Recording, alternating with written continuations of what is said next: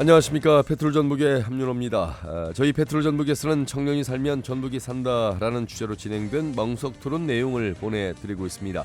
오늘은 그 마지막 시간으로 자신만의 꿈을 찾아 전북에 온 청년과 온갖 시련과 좌절을 겪었지만 끝내 이겨내고 다시 세상 앞에 당당히 선 경험담, 그리고 지역사회가 청년들과 함께 더불어 살기 위해서는 무엇을 해야 하는지까지 다양한 이야기들을 전해드립니다. 페트롤전북 멍석토론 청년이 살면 전북이 산다. 함께 들어보시죠.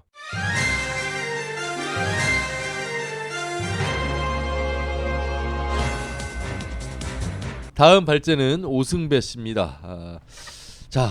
어떤 내용으로 발제를 하시겠습니까? 근데 요즘 청년들 일단은 좀 그래도 기성 세대분들 앞에 세대분들이 만들어놨던 좋은 직장 아니면 좋은 삶 이런 것들을 보고 이렇게 따라가는데 저 수명이 짧은 시대에는 그 뭐 어른들 말씀대로 돈 많이 벌고 딱 그 한순간에 할 수 짧고 굵게 산다고 해서 그런 게 맞다고 생각을 하는데, 요즘에 뭐 흔히들 100세 시대 하는데 저희 부모님 아버지는 좀 안타깝게 좀 항암 투병 중이어서 좀 제 마음에는 100세까지 살고 싶으면 좋겠지만 그래도 지금 되게 힘내시고 열심히 치료도 받고 하고 계신데요.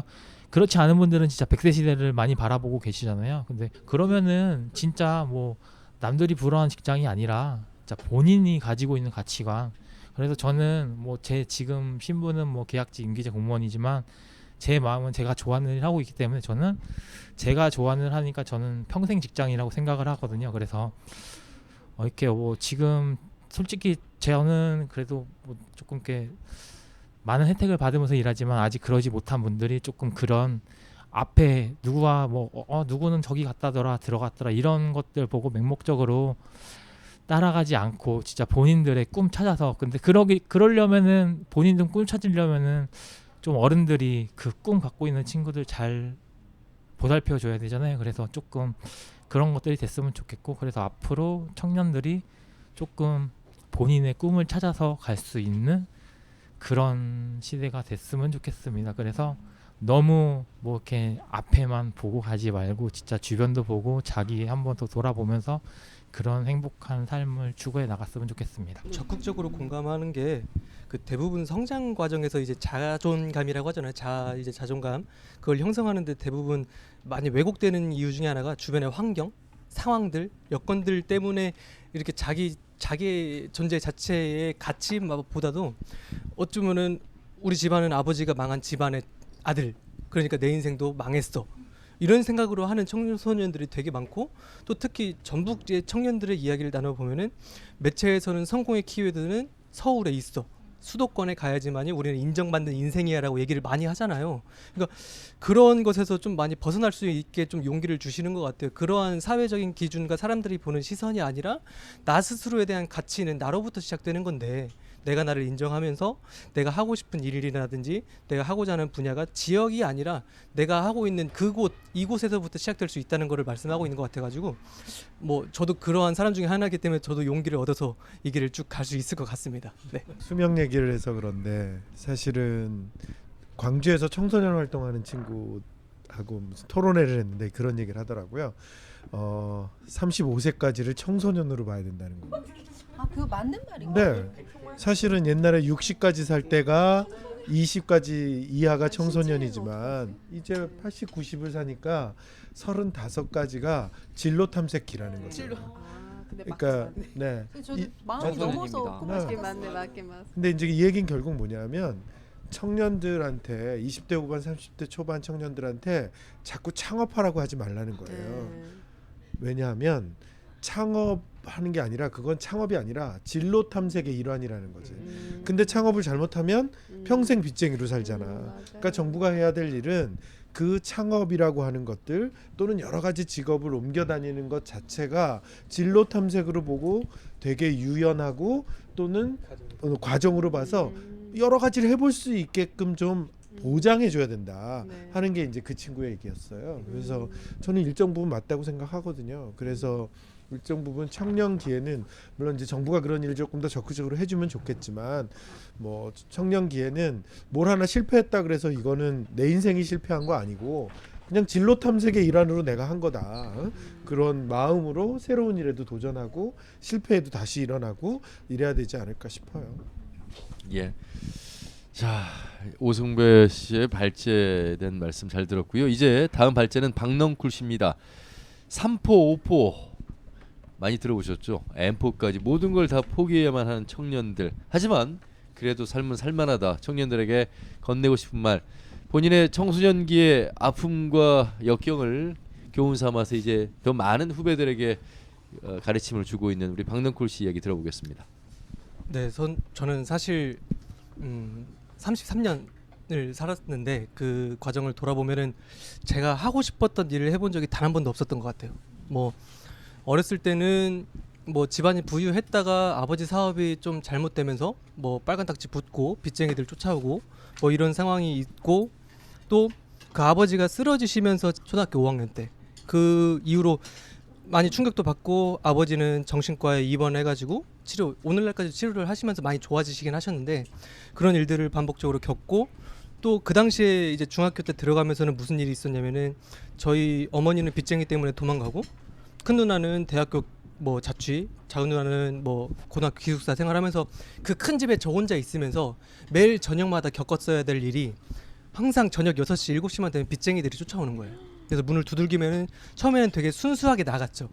그랬더니 그 중학교 1학년째는 되는 그 어린아이의 멱살을 잡으면서 이렇게 흔들면서 니네 아버지 어머니 어디 가셨냐, 이런 일들을 매일매일 겪다 보니까 이제 하루는 무서워가지고 장롱 안에 들어가서 숨어서 자다가 아침에 일어나면 다리 절면서 나온 적도 있어요. 그러니까 집이 정말 싫어서 아예 집을 안 들어가고, 말 그대로 친구들하고 공원에서 말 그대로 술 먹고 담배 피고 이렇게 막 애들 삥 뜯고 하는, 어찌 보면 정말 위기 청소년의 그런 현장에까지 가게 되었고 내몰렸었는데, 그러면서 제가 처음 그래도 가고 싶었던 꿈이 생겼던 게 대학을 가고 싶다라는 꿈이 그래도 생겼었거든요. 그래서 대학교에 수시로 합격을 해서 나 그래도 이제 조금 내가 사는 삶을 살고 싶다라고 했는데 한번 흑수저는 영원한 흑수저더라고요. 이제 등록금을 낼 때가 되니까 돈이 없는 거예요. 그래서 처음으로 하고 싶었던 그 꿈조차도, 그 일조차도 포기.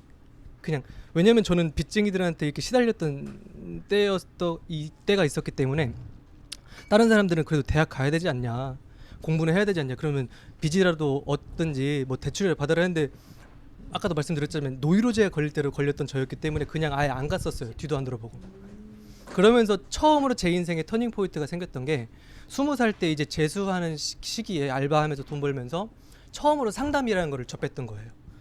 지금 현재 익산시 청소년 수련관 관장님으로 계신 분이 그때 당시에 팀장이었는데, 그분을 처음 만나서 상담을 접하면서 처음으로 제가 제 스스로에게 토닥이는 시간이 뭐였냐면은, 야, 박노쿨 너도 참 불쌍한 인생 살았다, 너 참 애썼다, 이게 스스로가 된 거예요. 저 스스로에게 제가 어떻게 살았는지를 돌아보니까.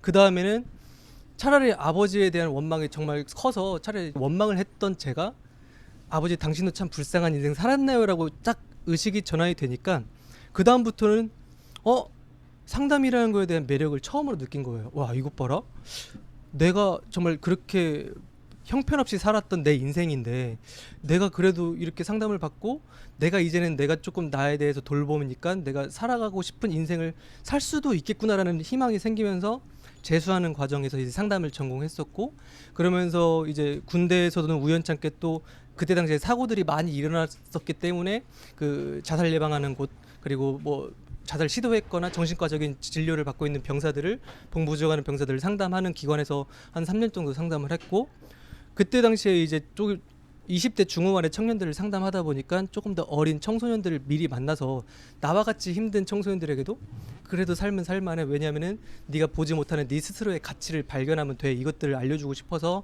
제대를 선택했었고 10년 동안 상담을 해왔었고, 그 다음에 이제 제가 저를 놓쳤던 시기가 있었기 때문에 좀 쉬면서 여유 있게 내 삶을 살아야겠다라고 해서 귀농을 선택했던 거거든요. 근데 농촌에서도 돌아와 보니까 상담 농촌에서도 가능해, 강의 농촌에서 내가 하고 싶은 일을 하면서도 사람들을 돕는 일, 가능한 것들을 제가 삶을 살아가면서 보여줄 수 있는 것들 지금 경험하고 있거든요. 그러면서 제가 말씀드리고 싶은 거는, 주변의 사람들의 시선이 너무나 많은 시대예요. 보는 눈도 많고 가치들도 다른 사람들이 평가하고 판단하는 가치가 너무나 많은 시대에 살고 있어요. 근데 중요한 거는 다른 누구의 시선과 의식보다도 내가 먼저 나를 바라보는 시선, 내가 나를 어떻게 바라보며 내가 어떠한 존재인지 자기 이해에서부터 시작하는 게 우리의 첫걸음인데, 우리는 어렸을 때부터 그거를 배운 적이 없다. 어느 누구도 나에게 너는 무엇을 좋아하니, 뭘 잘하니, 무엇을 하고 싶니가 아니라 너는 나중에 먼 미래에 무엇이 되고 싶니, 무엇을 하고 싶니, 아니 먼 미래에 진짜 현재를 살지 못하고 미래만 고민하게 살 수 있을 수밖에 없는 구조 속에서 우리 살아온 과정이라서 그러지 마시고 먼 미래에 대해서 포기하지 마시라. 지금 현재 누릴 수 있는 것들은 너무나 많기 때문에 누리면서 내가 나를 먼저 사랑하는 방법을 찾는 기회가 꼭 있으셨으면 좋겠다. 그러면서 그것부터가 이제 오늘 하루를 살아가는 꿈을 이루는 과정이라고 말씀드리고 싶습니다. 네. 네. 자, 방송을 통해서 기꺼이 또 솔직하게 말씀을 해주셨습니다. 포기하지 마. 나는 나잖아. 뭐 그런 얘기예요 지금. 네, 그렇죠. 그게 좀 필요한데 사실 쉬운 일은 아니에요. 네. 여기서 어떻게 보면 뭐 멘토를 통해서 이제 이렇게 바뀌게 됐습니다. 임경수 박사님, 그래서 멘토가 이렇게 중요한 부분이 이 청년들에게도 좀 필요할 텐데 그 멘토 역할을 하고 계시잖아요. 저한테도 멘토가 있죠. 네. 그런데 사실 어떻게 보면요, 저한테 멘토는 나이가 드신 분도 있지만 같이 비슷한 생각을 하는 동지들이 멘토가 되는 경우들도 훨씬 많았어요. 사실은 그래서 꼭 멘토라고 하는 것이 꼭 나이가 든 선배 뭐 그런 분들한테 영향을 받는 것도 있지만 사실 이제 같이 비슷한 곳을 바라보고 있는 분들과 같이 이야기를 하면서 뭐 힘을 얻는 경우들도 많이 있어서 뭐 여러 가지 방식으로 사실 힘은 얻을 수는 있을 것 같아요. 근데 이제 중요한 건 사실 어떻게 보면 멘토가 그런 계기는 만들어 준 거잖아요. 자신을 뒤돌아볼 수 있는. 그게 지금 청년들이나 청소년들이 말씀하신 대로 그런 계기가 너무 없어요. 사실 우리 친구처럼 그런 경험을 가지고 기꺼이 그런 아이들을 돕겠다라고 하는 그런 사람들이 참 이렇게 그런 청년들이 많아져야 우리 청소년들한테도 미래가 있겠다 그런 생각이 조금 들고요. 아무튼 간에 실패라고 하는 것 또는 그 어려움이라고 하는 거가 현재 나를 만드는 거잖아요. 네. 그렇기 때문에 그거가 창피한 일이 아니고 아까 분명히 얘기한 것처럼 그래서 뭐 청년들이 뭐 그거를 부끄러워하거나 뭐 이러지 않고 그렇게 했으면 좋겠다 싶고요. 멘토라면 뭐 그걸 강조하고 싶어요. 네. 방송을 들으신 청취자분들께서 특집으로 마련한 페트롤 전북 멍석토론 청년 주제에 대해서 나오시는 패널들이 그래도 저 청년들은 잘 살았을 거야, 공부도 잘하고 모범생이었을 거야, 이런 생각들을 이것도 이제 뭐 선입견일 수도 있겠습니다만 하실 수 있을 것 같아요. 근데 우리 이제 박능골 씨가 발제를 통해서 그렇지 않았던 것을 밝혀주셨잖아요. 분명한 건 그럴 수도 있고 그렇지 않을 수도 있어요. 근데 그 과정 속에서 어차피 흘러온 시간은 비슷할 거지만 그 과정에서 본인이 본인을 찾았던 어떤 힘들이 있었을 거라는 그 확신이 들어요. 이분들의 말씀을 통해서. 그래서 그런 관련해서 청소년식에서 청년으로 오면서 우리 나를 나답게 솔직하게 포장하지 않고 나는 나야라고 얘기할 수 있는 그 힘, 아마 그 부분들을 좀 가지면 어떨까 이런 생각이 드는데요. 지금 당당하게 얘기하는 게 지금 제가 이렇게 얘기를 쭉 해오고 또 위기 청소년들 지금 현재 만나고 있고 그렇게 강의를 하고 개인적으로 상담을 해주고 하는 과정에서 얘기하는 이유가 지금 돌아보면은 그때 당시에 경험했던 그 모든 일들이 그때 당시에는 되게 아픔이고 상처였는데 저를 있게 한 모든 것들이 하나도 빠짐없이 필요한 맞아요. 거였더라고요. 네. 정말로. 네. 그래서 이거를 내가 스스로가 옛날에는 이랬었는데 후회나 이게 아니라 그냥 인정해주면서 이것도 나였어라고 해주니까 그것들이 나에게는 오히려 도움이 되고 또 더 많은 영역으로 넓어질 수 있는 기회가 됐던 것 같아요. 네. 그리고 그렇게 모자라고 막 바닥을 치고 진짜 막 이상한 그런 모습들을 제 안에서 보고 난 후잖아요. 그러니까 타인을 감히 함부로 판단하거나 그럴 수가 없는 거예요. 맞아요. 예, 그게 모범생과의 차이점인 것 같습니다. 알겠습니다. 두 분의 가슴속 이야기 잘 들었고요. 자, 이제 다음 발제는 임경수 박사께서 해주시겠습니다. 청년 전북 정착 유도 어려운 내용으로 발제를 하시겠습니다. 네, 일단 뭐 청년들한테 하고 싶은 얘기부터 먼저 조금 할까 싶은데요. 제가 완주에 청년 학교를 할 때 청년들한테 무슨 얘기를 했었냐면 세상이 이제 빨리 변한다. 뭐 인공지능, 4차 산업혁명 그렇게 빨리 변하는데 농업은 몇천 년을 안 변해 왔잖아요. 그래서 너희들은 그걸 알고 온 거 아니냐. 어? 그래서 평생 할 수 있는 일을 아까 잠깐 얘기했지만 찾으러 온 거 아니냐. 그러니까 서울이나 대전에 있는 아이들보다 네 친구들보다 네가 훨씬 더 현명한 거다. 그래서 용기를 가지라고 이제 그런 얘기를 많이 한 거예요. 그렇게 이제 뭐 한 2, 3년을 청년들한테 막 용기를 준다고 막 어디 막 책 얘기 해가면서 막 했어요. 근데 어느 날 봤더니 인공지능이 농사를 짓더라고요. 네, 로봇이 농사를 짓더라고요. 그래서 이제 이 얘기를 청년들한테 이제 못 하는 건가? 그런 생각이 또 들면서 또 사실은 뭐 저도 지금 완주 고산에 살고 있지만 이런 일을 하다가 그만두면 조그만 농장이라도 해야지 했는데 이제 그것도 못 하게 되는 건가? 뭐 이런 생각이 들어서 한 3개월을 되게 우울하게 살았어요. 네, 저를 잊어버린 것 같은 생각이 드는 거죠. 그랬는데 제 친구 중에 생태 건축하는 김성원이라고 있어요. 그 친구랑 어디서 수다 떨 기회가 있었는데 그 자기가 스스로 집 짓는 학교를 하는데 거기를 나온 사람 중에 스스로 집을 지은 사람이 몇 프로나 됐겠냐고 나한테 물어보더라고요. 그래서 제가 5% 이렇게 답을 했어요. 그랬더니 2%가 집을 진짜 지었다는 거예요. 비율이 높지 않죠, 생각보다. 근데 그 얘기를 하면서 근데 더 황당한 답이 있었다는 거죠. 물어봤더니 나는 그 학교를 가기 전부터 집 지을 돈도 없었고 집 지을 생각도 없었고 집 지을 계획도 없었다. 근데 난 그냥 그걸 배우고 싶었다. 이 답을 들었다는 거야. 그래서 자긴 그게 너무 신기해가지고 그걸 해석을 해야 되는데 해석이 자꾸 안 돼서 고민하다가 나한테 이러더라고요. 박사님, 사람들한테는 건축 본능이라는 게 있는 것 같아요. 이렇게 얘기를 하더라고요. 그 얘기를 듣는데 이제 제가 다 이해가 가는 거예요. 제가 계집을 5번 지었거든요. 4번째 집을 부수고 지으니까 우리 와이프가 이제 그냥 사람 집 짓지 이러더라고요. 제가 있던 건축 본능을 계집에 해소하고 있었던 거예요. 근데 이제 다 해결이 된 거야. 요즘은 도시 사람들이 도시 농업 하잖아요. 아, 경작 본능이라는 게 원래 존재했었던 거구나. 아파트에서 강아지들 키우잖아요. 아, 그게 우리가 했던 목축을 이어받아서 그 본능을 해소하려고 하는 거구나. 그림 그리시잖아요. 그죠? 네, 뭐 이게 다 본능과 관련되어 있는 거죠. 그래서 가만 생각해 보니까 본능에 의한 건 절대 없어지지 않는다. 로봇이 대체할 수 없잖아요. 또는 인공지능이 할 수 없는 일이잖아요. 그러니까 이제 본능을 찾아야 된다. 어쩌면 여러분들이 그런 본능이 뭔가 응답을 해가지고 이 자리에 지역으로 그걸 찾기 위해서 온 거 아닐까 싶어요. 그래서 이제 저도 그렇게 결론을 내린 다음에 그러면 이제 제 본능도 찾아야 되잖아요. 그래서 아까 반가웠는데 전 요리예요.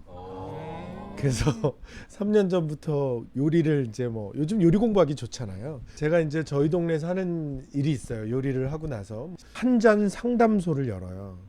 한 잔 상담소.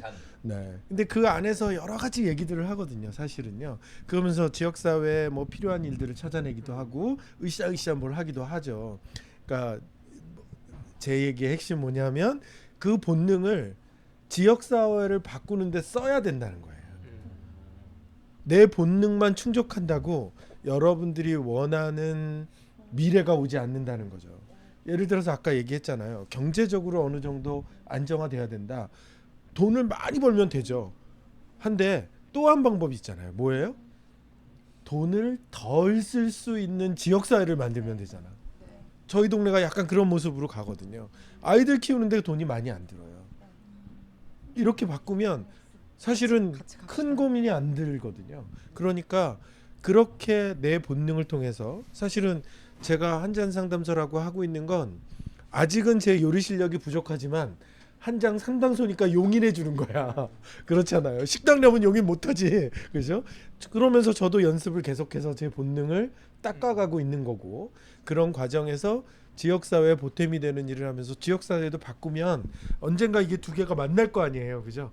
그러면 내 본능을 가지고 내가 하고 싶은 일도 하고 보람 일도 할 수 있는 뭐 이런 뭐 때가 언제 오겠죠. 그래서 일단 첫 번째는 본능에 응답해야 된다. 이고 두 번째는 그렇다고 해서 그 본능에만 충실하면 안 되고 그 본능을 활용해서 지역 사회에 보탬이 될 수 있는 일들을 작은 일이라도 하나씩 하면 좋겠다 이렇게 말씀 좀 드리고 싶어요. 언제 한번 초대 한번 해주세요.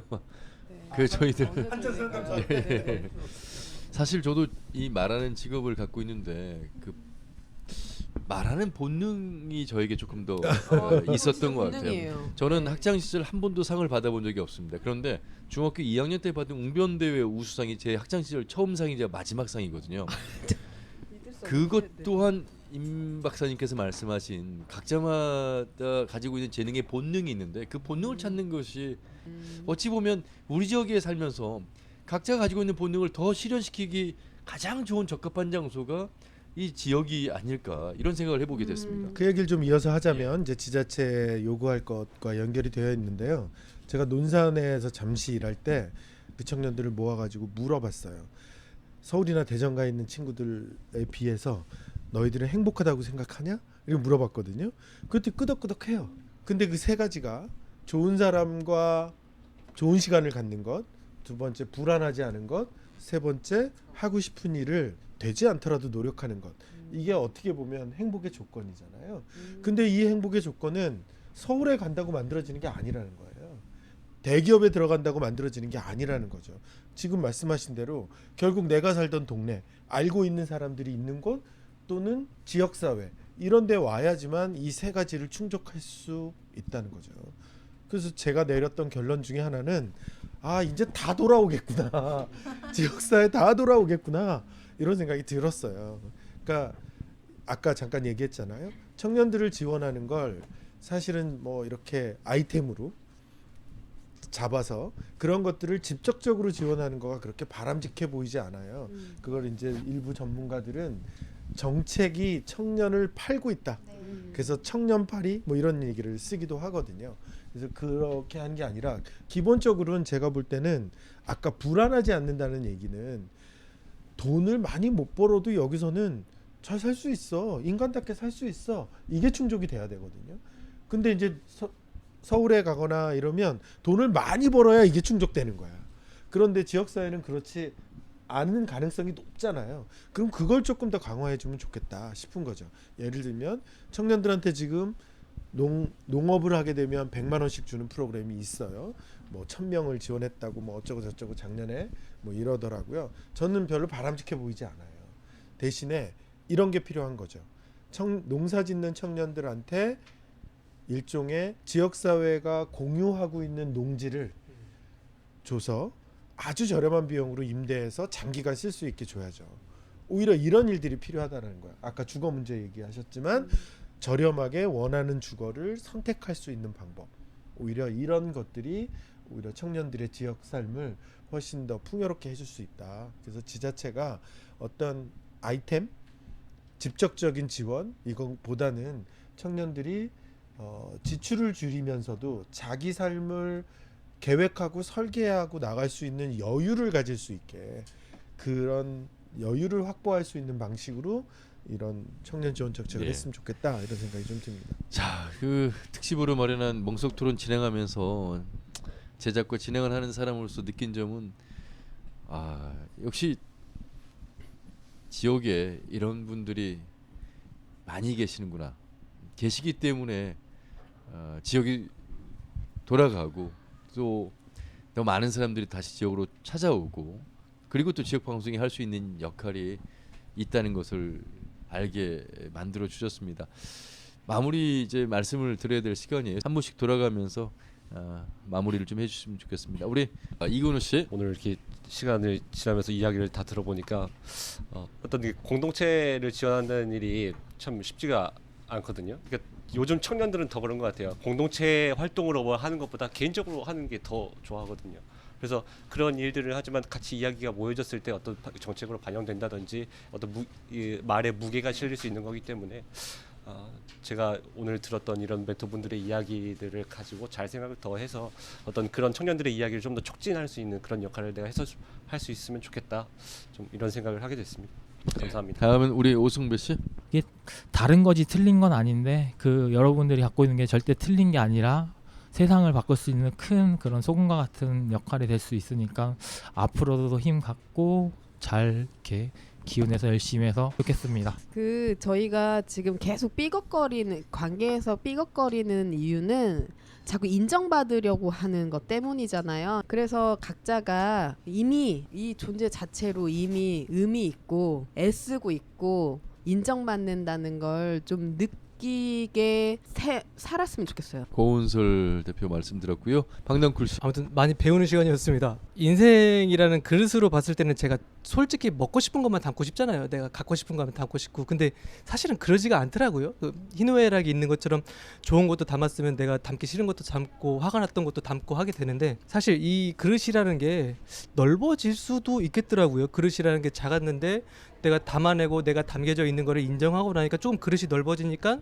또 다른 아픈 사람들을 담을 수 있는 기회가 생기더라고요. 그런데 조금 더 나아가서 보니까 이 지역 사회에 내가 있는 거지만 내 품에 지역 사회를 품을 수도 있겠구나. 그러면서 같이 함께 성장해 나가는 좋은 지역 사회를 만들기 위해서 내가 무엇을 할 수 있을까? 욕심은 안 내지만 그래도 할 수 있는 일들은 그래도 같이 해 나갈 수 있었으면 좋겠다라는 기대감에 많이 듣고 계시는 청년들도 같이 본인들의 삶을 의미를 발견해서 자신의 방향성을 찾아가면서 이 지역 사회 내에서 같이 으쌰으쌰하는 그런 시간들이 있었으면 좋겠습니다. 예, 고맙습니다. 페트롤 전북 특집으로 마련한 멍석 토론 남부시장 청년몰에서 마련했습니다.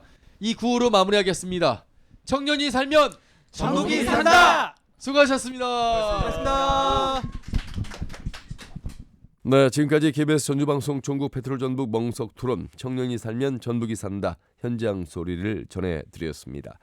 이번 토론에 참여한 분들은 사는 곳도 다르고요. 하는 일도 다르지만 지금 모두 전라북도에 정착해서 살아가고 있는 우리의 청년들입니다.